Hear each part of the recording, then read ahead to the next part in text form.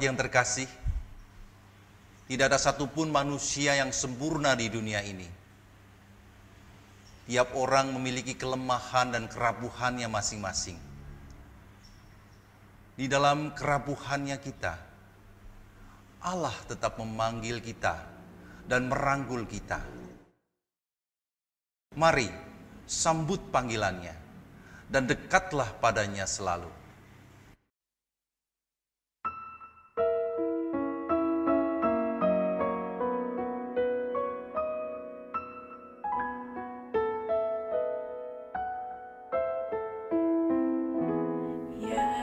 Kasih yang merangkulku, penghibur jiwa yang lelah, ku beri kembali hidupku, supaya dalam sumbermu bertambah murnilah.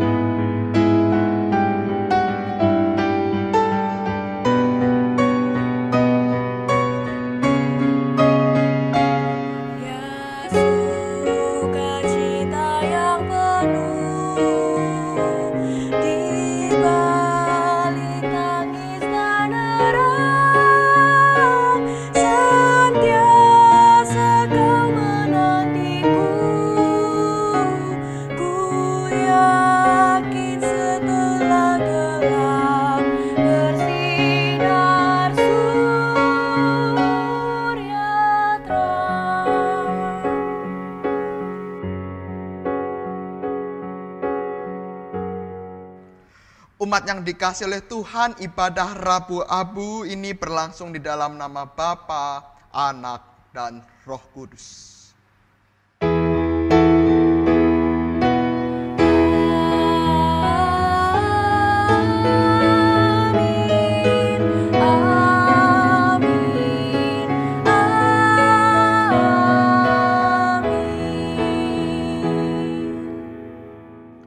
Salam sejahtera bagi saudara yang datang dalam nama Tuhan, Tuhan besertamu. Dan beserta saudara juga. Umat yang terkasih, Tuhan menciptakan kita dari debu, benda yang rapuh. Begitulah sejatinya kita di hadapan Tuhan, kita rapuh juga terhadap dosa. Kita rapuh terhadap sakit penyakit, kita rapuh terhadap kematian. Dan sudah sepatutnya kita yang rapuh ini merendahkan diri di hadapan Tuhan dan memohon kepadanya untuk merengkuh kita di dalam perjalanan hidup. Dan oleh karena itu jangan keraskan hati kita. Marilah kita mendengarkan panggilan Tuhan, mari kita rasakan kasih-Nya yang merangkul saudara dan saya. Dan rasakan bahwa kasih itu menghibur jiwa kita pada saat keluh dan resah. Sebelum kita membaca dan merenungkan firman Tuhan, marilah kita berdoa. Bimbinglah kami ya Tuhan agar melalui pembacaan dan pengajaran kami semakin mengerti maksud Allah di dalam kehidupan kami. Berkata-katalah dan bersabdalah dalam hati kami ya Tuhan, karena kami siap untuk mendengarkannya. Di dalam Kristus kami memohon. Amin. Pembacaan kita pada hari ini terambil dari surat 2 Korintus pasal 12 ayat 9. Surat 2 Korintus pasal 12 ayat 9. Tetapi jawab Tuhan kepadaku, cukuplah kasih karuniaku bagimu. Sebab justru dalam kelemahanlah kuasaku menjadi sempurna. Sebab itu terlebih suka aku bermegah atas kelemahanku, supaya kuasa Kristus turun menaungi aku. Karena itu aku senang dan rela di dalam kelemahan, di dalam siksaan, di dalam kesukaran, di dalam penganiayaan dan kesesakan oleh karena Kristus. Sebab jika aku lemah, maka aku kuat. Demikianlah pembacaan firman Tuhan. Hendaklah firman Tuhan dengan segala kekayaannya diam di dalam hatimu, dan ucaplah syukur kepada Tuhan. Hosiana.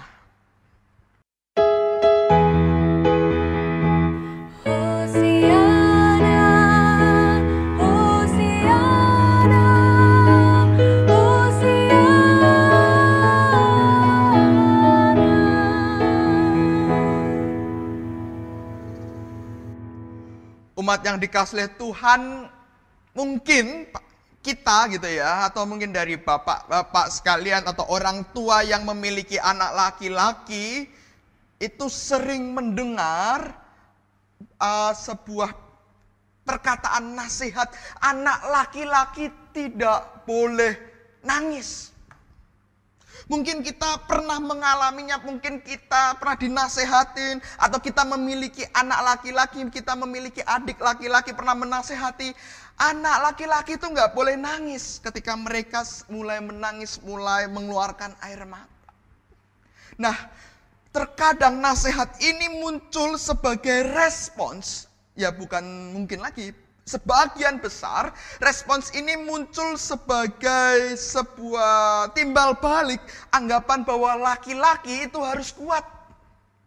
Kekuatan seorang laki-laki, kekuatan seorang manusia itu hanya diukur melalui air mata. Kita sering dianggap jika kita menangis, kita lemah. Apalagi dengan konsep struktur sosial yang kita hidupi pada lokasi kita, lingkungan kita, anak laki-laki tidak boleh nangis. Nah, saudara yang dikasihi oleh Tuhan, penelitian psikologi terbaru menunjukkan bahwa ada penelitian bahwa melarang anak nangis itu merupakan sebuah bentuk kekerasan. Melarang anak nangis karena berdasarkan jenis kelamin, apalagi anak laki nggak boleh nangis. Itu akan mempengaruhi manajemen marah mereka. Akan mempengaruhi emosi mereka pada saat mereka dewasa nanti, dan akan meningkatkan potensi depresi dan stres. Penelitian itu melihat bahwa usia anak merupakan usia untuk belajar mengungkapkan apa yang ia rasakan. Dan menangis adalah respons atas kelemahan dia dalam menghadapi situasi. Misalnya anak menghadapi situasi ketika mainannya rusak, lalu berebut mainan dengan saudaranya, lalu ketika keinginannya tidak dituruti oleh orang tuanya. Nah, dalam masa kecil seorang anak itu belum mampu untuk mengolah hal itu, sehingga mereka meresponsnya dengan tangisan.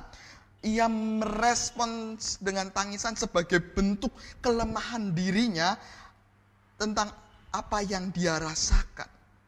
Dan ketika seseorang anak dilarang menangis gitu ya, apalagi berdasarkan jenis kelaminnya, maka ia akan terbiasa menahan emosi itu dengan paksa. Dan pada suatu hari nanti akan menjadi sebuah bom waktu. Emosi yang terus dipendam-pendam akan menjadi bom waktu yang sewaktu-waktu meledak.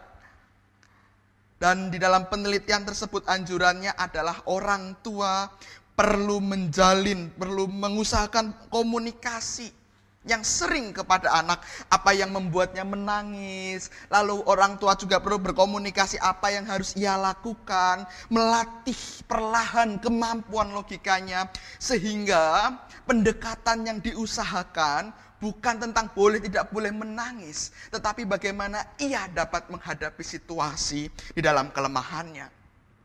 Nah, Bapak Ibu, hal ini juga sama gitu ya dengan kasus yang berbeda di gereja. Banyak anggapan bahwa orang Kristen itu nggak boleh sedih, orang Kristen nggak boleh nangis, orang Kristen harus setiap hari bersukacita, bergembira. Bahkan dalam beberapa tahun yang lalu saya menghadiri sebuah ibadah kedukaan dan seorang pelayan firman mengatakan bahwa menangis itu dosa. Itu tanda bahwa tidak percaya terhadap janji Tuhan. Pengkhotbah mengatakan bahwa menangis itu adalah tanda yang salah. Itu tanda tidak percaya kepada janji Kristus.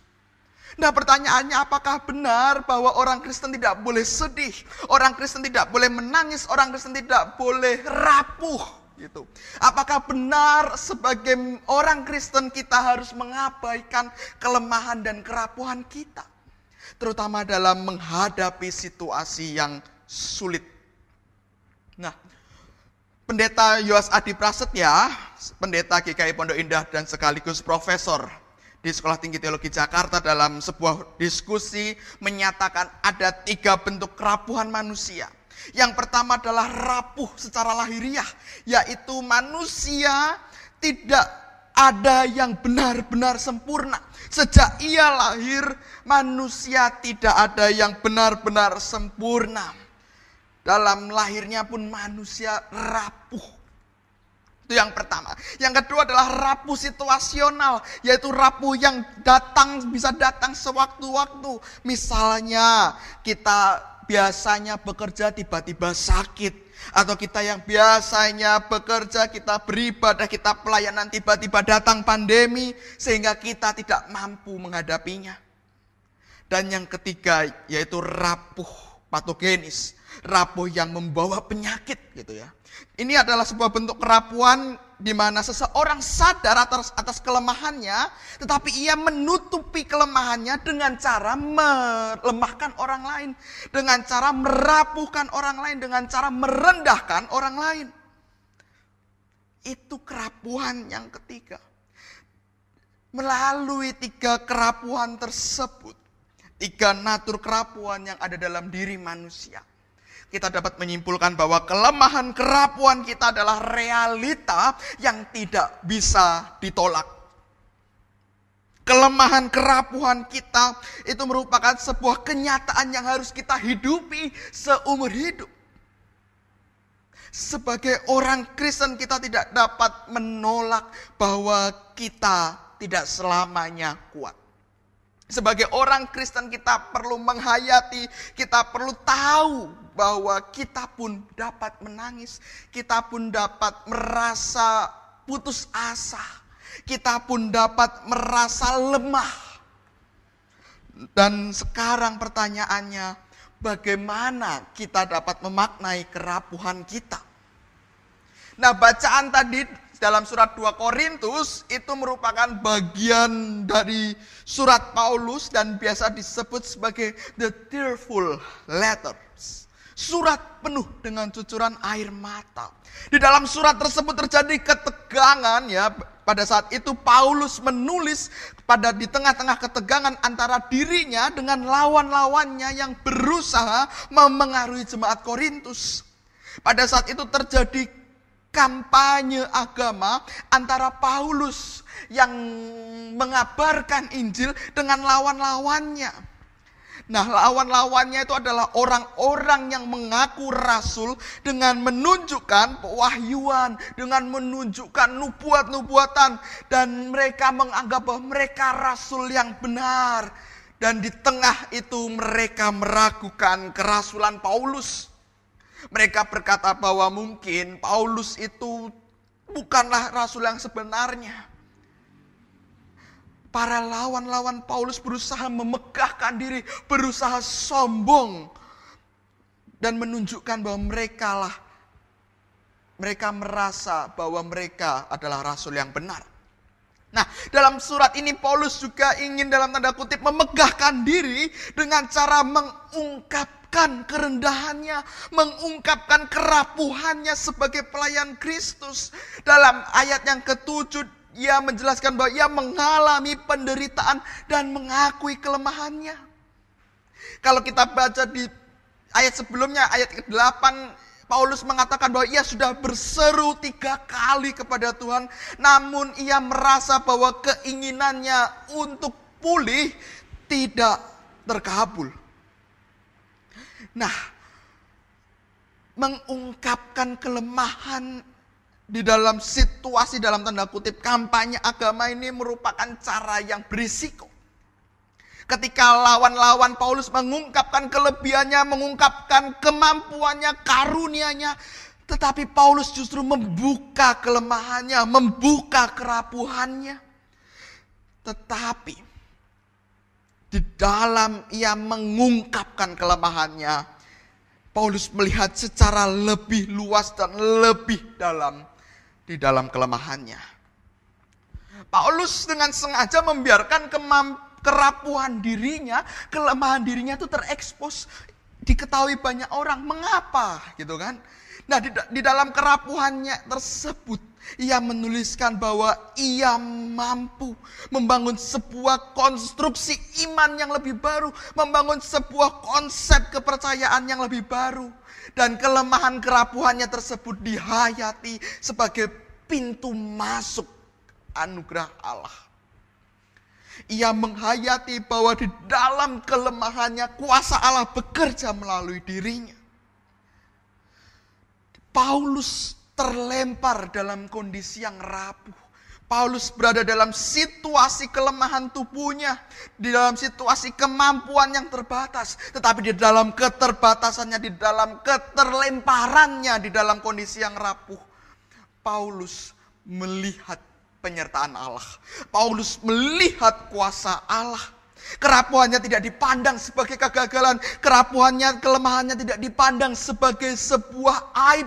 Tetapi melainkan sebuah pintu masuk, titik mulai karya Allah di dalam dirinya. Kalau kita melihat lawan Paulus itu mengungkapkan segala kelebihannya, dan Paulus mengungkapkan segala kekurangannya, ini menunjukkan adanya 2 perbedaan.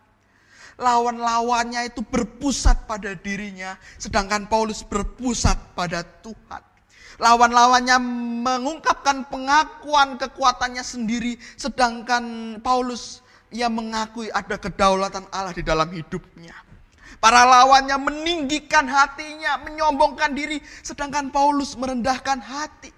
Yang satu lawannya tidak mengakui kelemahannya, yang satu mengakui kelemahannya. Paulus berangkat dari kelemahannya untuk menunjukkan bahwa kuasa Allah juga bekerja di dalam kerapuhannya. Dan itu tidak diungkap oleh lawan Paulus. Nah, apa intinya dari semua ini? Paulus ingin menunjukkan kepada kita bahwa kerapuhan adalah kenyataan bagi seluruh manusia. Dan bahkan kalau kita lihat lagi seluruh isi Alkitab itu mempersaksikan, sebagian besar mempersaksikan tema kerapuhan dan rahmat Allah. Kerapuhan manusia dalam menghadapi godaan, kerapuhan manusia dalam melawan sakit penyakit, kerapuhan manusia dalam menahan diri. Dan ada rahmat Allah yang mengampuni, yang mengajar manusia yang rapuh. Bagi kita saat ini, melalui bacaan ini, kita perlu mengakui bahwa kita adalah manusia yang rapuh. Kita perlu mengakui bahwa kita adalah manusia yang berdosa, manusia yang memiliki kelemahan, manusia yang tidak dapat selamanya bergembira. Ada saatnya untuk menangis, ada saatnya mungkin untuk merasa undur. Kita memerlukan hal itu. Perlu adanya pengakuan atas kerapuhan kita. Karena ketika kita mau mengakui kerapuhan kita, kita sedang merendahkan hati dan diri kita di hadapan Tuhan. Perlu adanya pengakuan atas kerapuhan, dan Sebab itulah kita mampu untuk memohon rahmat Allah. Sehingga di dalam kerapuhan tersebut kita dapat dipakai oleh Tuhan. Kuasa Allah nyata di dalam diri kita. Dan ketika kita memohon rahmat Allah, kita juga perlu ada kemauan, keinginan untuk selalu mengembangkan kehidupan kita. Untuk selalu mengembangkan apa yang ada dalam diri kita. Dan itu dipakai untuk peduli terhadap sesama. Jangan sampai kita hanya berhenti pada apa yang tidak ada pada kita. Jangan sampai kita hanya berhenti pada pengakuan atas kerapuhan kita. Tetapi kita juga perlu memohon rahmat Allah. Kita juga perlu di dalam rahmat Allah tersebut kita mengembangkan apa yang kita punya. Dan ketika kita mampu mengembangkan apa yang kita punya, kita dapat memakai kelebihan kita, kita dapat memakai kemampuan kita untuk peduli terhadap sesama. Dalam doanya, Reinhold Niebuhr berkata, Tuhan berikanlah aku ketenangan batin atas apa yang tidak dapat aku ubah. Tuhan berikanlah aku keberanian untuk mengubah apa yang bisa aku ubah. Dan Tuhan berikanlah aku kebijaksanaan untuk membedakan keduanya. Niebuhr dalam perjalanan imannya ingin menunjukkan bahwa Tuhan berikanlah aku kebijaksanaan untuk membedakan apa yang bisa aku ubah dan apa yang tidak bisa aku ubah. Kerapuan merupakan hal yang tidak dapat kita ubah. Tetapi kemampuan kita, apa yang kita punya itu yang dapat kita kerjakan. Maka dari itu, itulah harapan kita. Tuhan berikanlah kepada kami ketenangan batin atas kerapuhan kami. Tetapi Tuhan berikanlah kami keberanian untuk berkarya, untuk berubah, untuk mengubah apa yang bisa kami ubah, apa yang bisa kami usahakan. Dan kebijaksanaan untuk membedakan keduanya. Jangan sampai kita kebalik. Kita berusaha keras untuk mengubah apa yang tidak dapat kita ubah, tetapi kita hanya diam saja ketika ada hal yang dapat kita usahakan. Jangan sampai kita ngotot untuk mengubah apa yang tidak dapat kita ubah, tetapi kita diam saja ketika ada hal yang dapat kita kerjakan. Oleh karena itu, di dalam Rabu-Abu ini, marilah kita menghayati bahwa kita adalah manusia yang rapuh. Tetapi di dalam kerapuhannya Allah tetap menggunakan kita sebagai alatnya untuk mempersaksikan kasih Kristus bagi dunia ini. Marilah kita menghayati kerapuhan kita sebagai sebuah semangat untuk tetap berkarya di dalam hidup kita. Amin.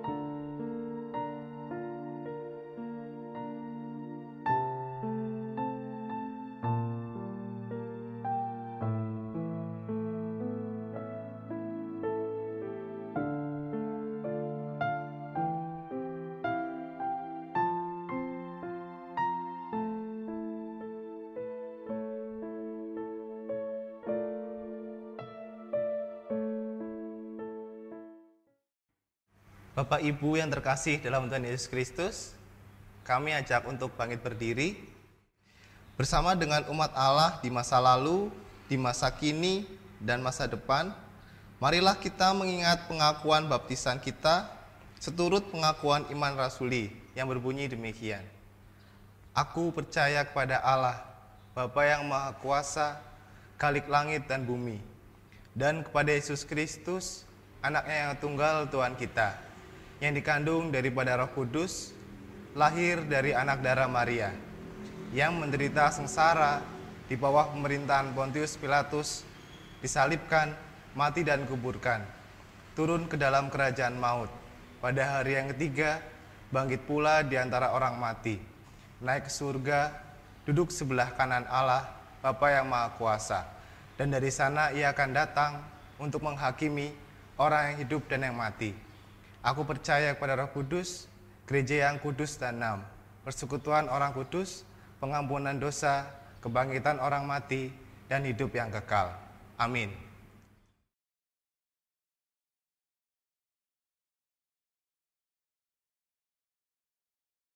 Karena semua orang telah berdosa dan telah kehilangan kemuliaan Allah, maka marilah kita merenungi, mengakui, dan bertobat dari segala dosa kita. Ya Tuhan, kami seringkali gagal untuk mengasihi Tuhan dan sesama kami. Hidup kami bukannya menjadi teladan, tetapi malah menjadi batu sandungan. Kesalehan kami terkadang membawa topeng untuk menutupi kesalahan, kerapuhan, kelemahan kami. Bahkan kami diam-diam mengikuti jalan orang curang demi hati dan jiwa yang senang. Padahal jalan tersebut di depan menuju jurang.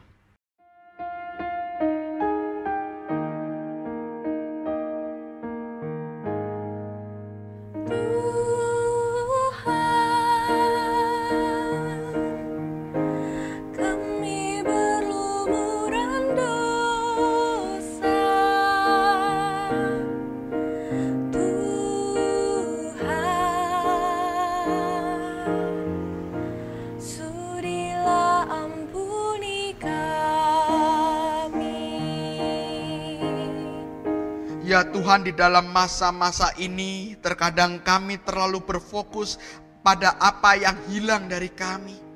Materi, kesenangan kami, waktu kami, seseorang yang kami kasih, dan lain sebagainya. Namun kami menyadari bahwa kami terlalu fokus pada yang hilang itu, hingga kami tidak mampu dan bahkan tidak mau lagi mengingat kasih-Mu yang besar bagi kami. Terkadang kami juga berfokus pada apa yang hilang dan melupakan banyak hal yang masih ada bersama dengan kami. Tuhan, harta kami musnah sudah. Tuhan, hati masih milik kami. Ya Tuhan, terkadang kami mendengar perkataan yang buruk tentang kami dari orang-orang yang ada di sekitar kami. Namun ketika kami mendengar tersebut, terkadang kami tidak panjang sabar dan bijaksana, sehingga kami dengan mudah bereaksi dan marah. Kami juga sering mengalami perlakuan yang kurang baik dari orang-orang di sekitar kami. Dan dalam saat seperti itu, terkadang kami lupa untuk bijaksana dan mengampuni mereka. Tuhan,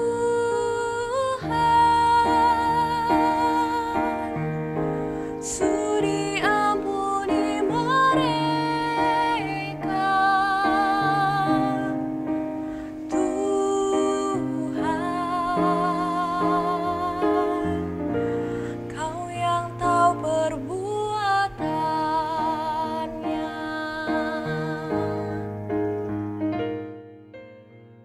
Ya Tuhan, ibadah kami di masa pandemi ini terkadang semu. Kami seolah beribadah, padahal terkadang kami sekadar menonton sebuah pertunjukan. Kami merasa bersekutu dalam ibadah yang sama, padahal kami tidak berbakti pada kesungguhan yang sama. Kami merasa menghadap Engkau dalam ibadah, namun terkadang cara kami beribadah tidak mencerminkan rasa hormat kami kepadamu. Tuhan,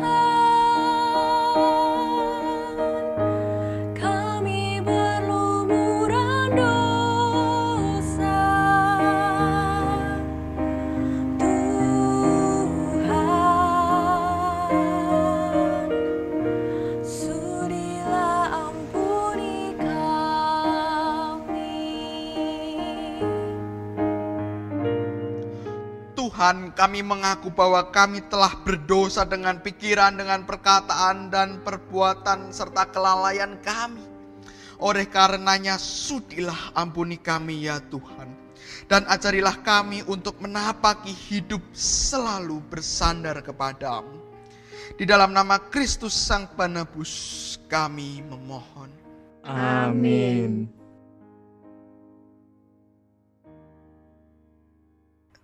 Umat yang dikasihi oleh Tuhan, ingatlah kita berasal dari debu dan pada saatnya nanti kita akan kembali menjadi debu. Melalui debu kita diingatkan bahwa kita adalah manusia yang rapuh. Bertobatlah, hai manusia yang rapuh. Berbaliklah kepada Injil dan jadilah bijaksana. Bagi kita yang mau menyatakan pertobatannya di hadapan Allah dan sama di gereja maupun di rumah masing-masing, marilah kita menorehkan abu di dahi kita masing-masing sambil berkata, "Aku adalah debu dan akan kembali menjadi debu." Aku adalah debu dan akan kembali menjadi debu.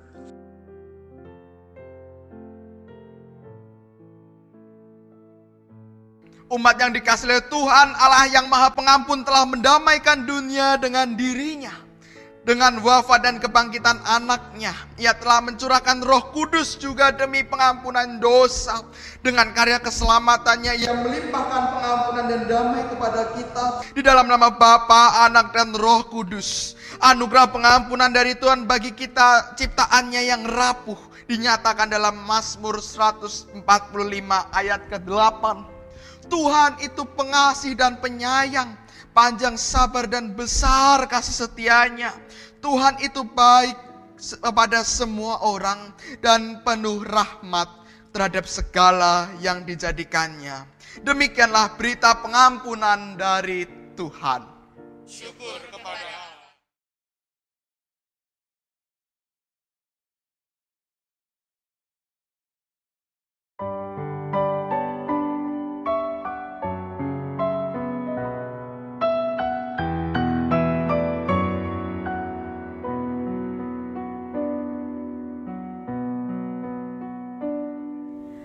Hanya debulah aku di atas kaki-Mu Tuhan.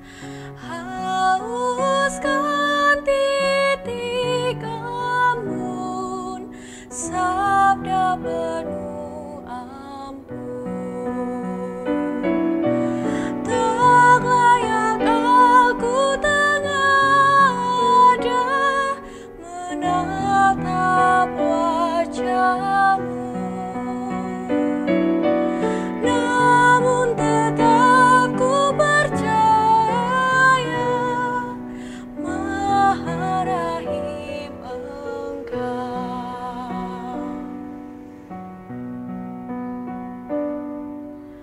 Ampun seribu ampun, hapuskan dosa-dosaku. Segunung sesat ini ku unjuk padamu. Tak layak aku tengadah menatap wajah-Mu, namun tetap ku percaya Maha Rahim Engkau.